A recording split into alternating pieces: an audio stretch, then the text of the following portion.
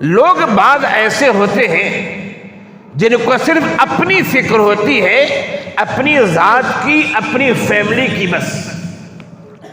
ہماری بلڈنگ لمبی اور اونچی ہو جائے، پڑوس والے کو چاہے کھانے کا ایک نوالہ نہ ملے، ہمارے بچے عیش و آرام میں رہے، پڑوس کے بچے چاہے غریب سے غریب رہے، چاہے وہ کچھ بھی کام کرے، ہمیں اس سے کوئی مطلب نہیں۔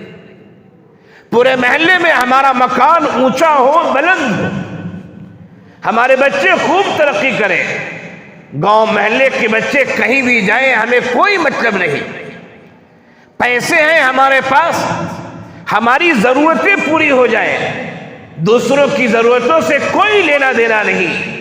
اس پس منظر میں کہ آدمی اپنے لیے مفید ہے وہ بہتر ہے، یا وہ آدمی جو اپنے علاوہ دوسروں کے لیے بہتر ہے وہ مفید ہے؟ فرمایا خیر الناس من ينفع الناس، لوگوں میں بہتر وہ ہے جو لوگوں کے لیے فائدہ مند ہوا کرتا ہے۔ ایک جانور بھی، ایک کتا اور بلی بھی، ایک خنزیر بھی، ایک عام جانور بھی اپنی غذا کی فکر کر لیتا ہے، اپنے چھوٹے چھوٹے بچوں کو پال لیتا ہے۔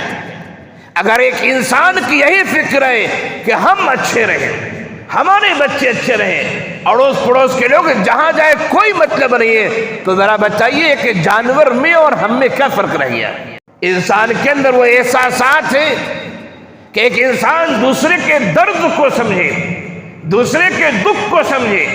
اللہ کے رسول صلی اللہ علیہ وسلم نے مومنوں کی مثال لیتے ہوئے فرمایا مثل المؤمنین فی توادہم وتراحمهم وتعاطفهم كمثل الجسد الواحد اذا اشتكى منه عضو تداعى له سائر الجسد بالسهر والحمى۔ فرمایا مومنوں کی مثال ایسی ہے، رحم میں، پیار میں، شفقت میں، کرم فرمائی میں، محبت میں، ایثار میں، قربانی میں، جیسے انسان کا ایک جسم ہوا کرتا ہے۔ انسان کے جسم کے کسی عضو میں کوئی کانٹا چبھ جائے تو پورا جسم بے چین رہتا ہے۔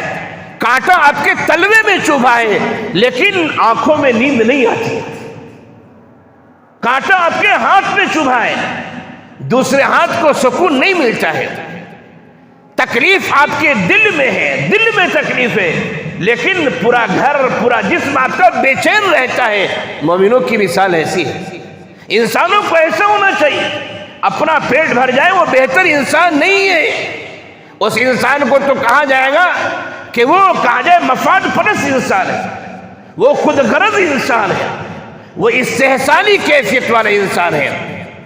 تو اپنے فائدہ اٹھانے، دوسروں کو فائدہ پہنچانے، اپنے کام آنے، دوسروں کے کام آنے، ان سب کے مقابلے میں بہتر انسان وہ ہوتا ہے، یا ان میں بہتر انسان وہ ہوتا ہے جو لوگوں کے لیے بھی مفید ہو۔ خیر الناس من ينفع الناس۔